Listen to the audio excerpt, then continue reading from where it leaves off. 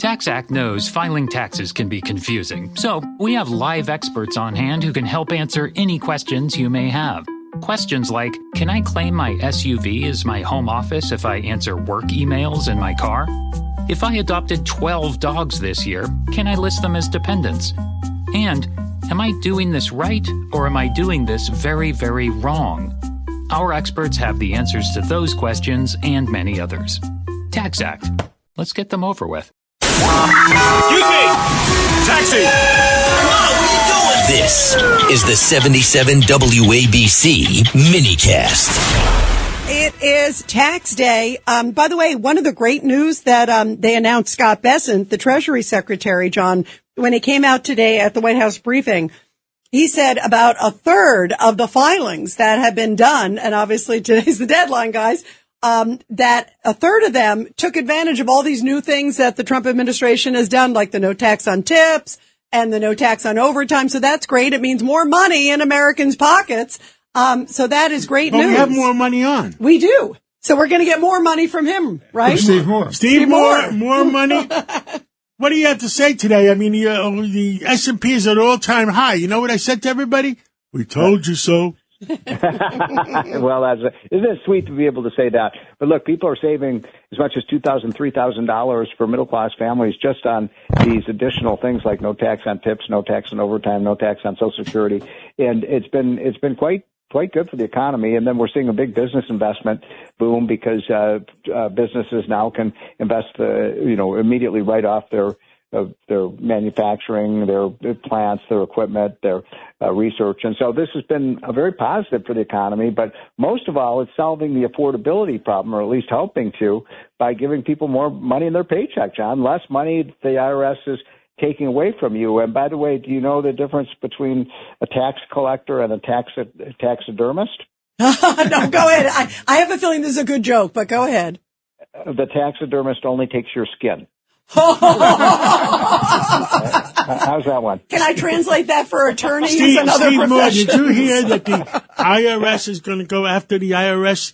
The 50, how many? 5,000? 5,800 IRS agents that did not pay the rent. They owe $50 million. They owe $50 million. In taxes. A lot of nerve, by the way. I mean, if you've ever been through an IRS audit, and I have been, it's like having your wisdom teeth pulled. It's a lot of fun.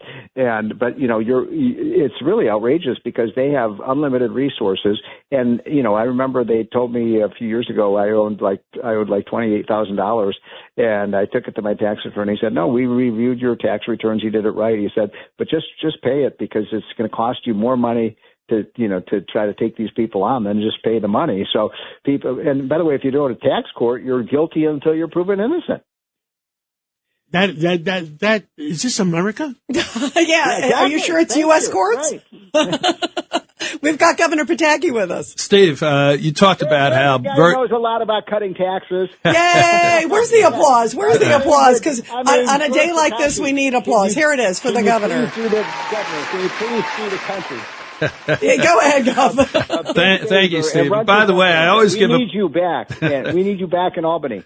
Thank you so much. I always give Steve a plug because he has this Committee to Unleash Prosperity that has a daily newsletter, and it is one of the most intelligent things I've ever read on American economics and politics. So thank you. That's nice. That's my plug. Now, question. You buried the lead, Governor. It's also free. It costs nothing. We love that. That's a rarity these days. Yeah. That's why I have it, actually, being the cheapskate. But you mentioned how positive the one big beautiful bill is from a tax standpoint and an investment standpoint. What you haven't talked about, which to me is so impressive, is I think it's over $1 trillion that overregulation costs the American economy every year. Could you comment on that?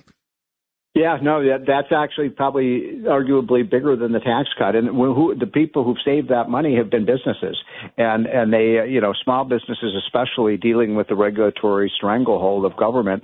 And a lot of I'll give you an example. Remember that Biden wanted to force every business and every family to buy electric vehicles.